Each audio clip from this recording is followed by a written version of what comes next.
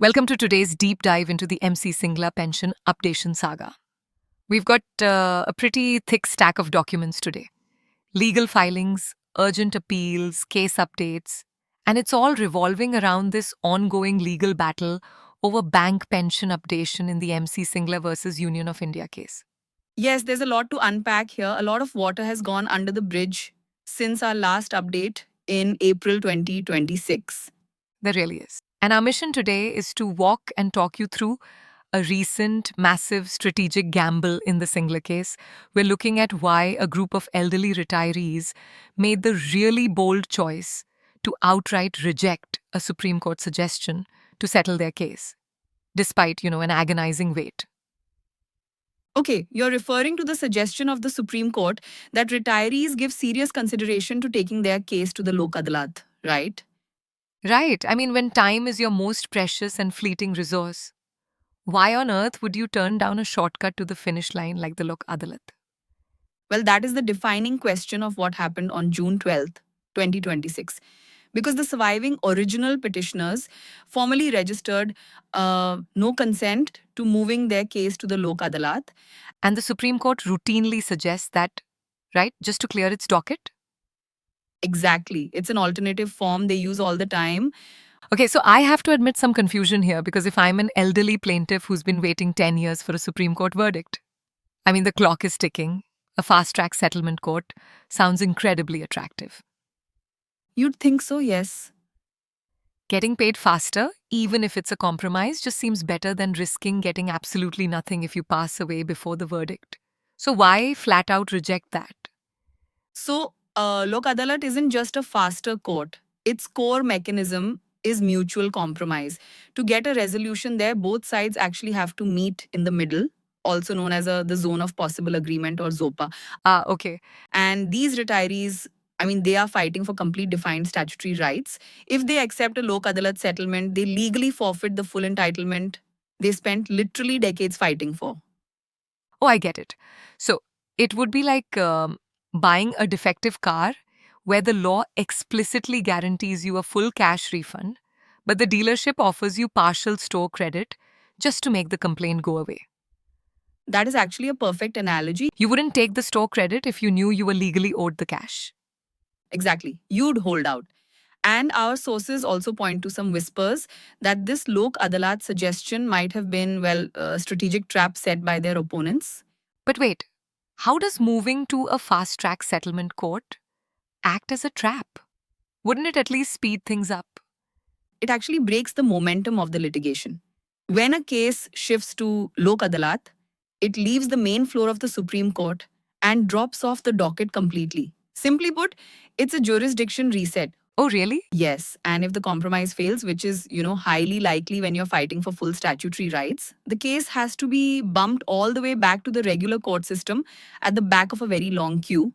So it just delays things even further. Right.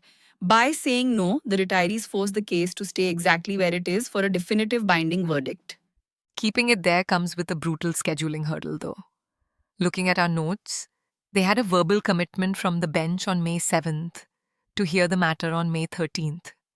They were actually listed at number 1 on the docket, and then they got bumped all the way to July 22nd, 2026.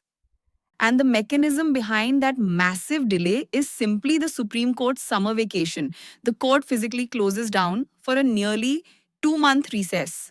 It's like throwing a spanner in the works. It is. When that happens, the calendar freezes. So even cases listed at number 1 get shoved into this post vacation bottleneck.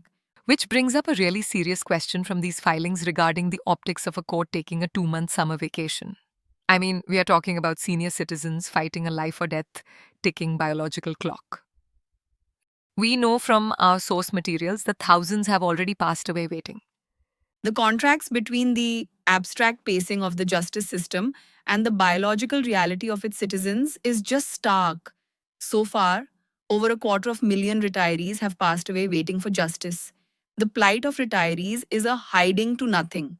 It's an utterly sad situation. For the institution, it's a routine administrative break, but for retirees in their 70s and 80s, it's existential, literally a matter of life and death. Right. But for the plaintiffs, those 2 months represent a period where survival simply isn't guaranteed. They are actively fighting back against that delay, though. Advocate PK Manohar filed an urgency application with the Supreme Court registrar. He did. The registrar acts as the administrative gatekeeper of the court's schedule. So Manohar's application was a targeted attempt to basically force the registrar to recognize the dying plaintiffs and squeeze the hearing in before the summer break began. And we also see veterans bypassing those lower channels entirely. Former UCO Bank General Manager Vivek Kaul, along with Kamal Patni, they appealed directly to the Chief Justice of India. Yeah, pushing the specific message that cases involving senior citizens must be prioritized. It shows a fiercely united front.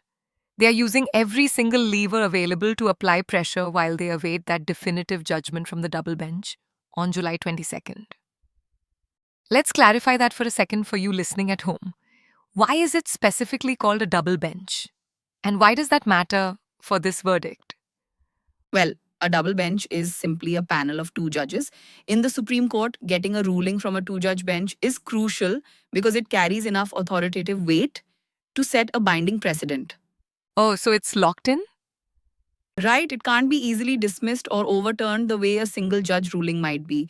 They want an ironclad resolution here. It takes incredible bravery to look at your fading timeline and still demand your full rights instead of just settling for less. It really does. They are essentially gambling their remaining time on the integrity of the law over the convenience of a quick but incomplete Lok Adalat fix. Which leaves you with a really heavy thought to mull over. When dealing with elderly plaintiffs, does the standard slow pace of the legal system inadvertently transform due process into a cruel war of attrition? Thank you for joining us for this important podcast. Please hype this podcast, comment, like, share on Facebook and other social media platforms so that other retirees and their families can see it. Namaste.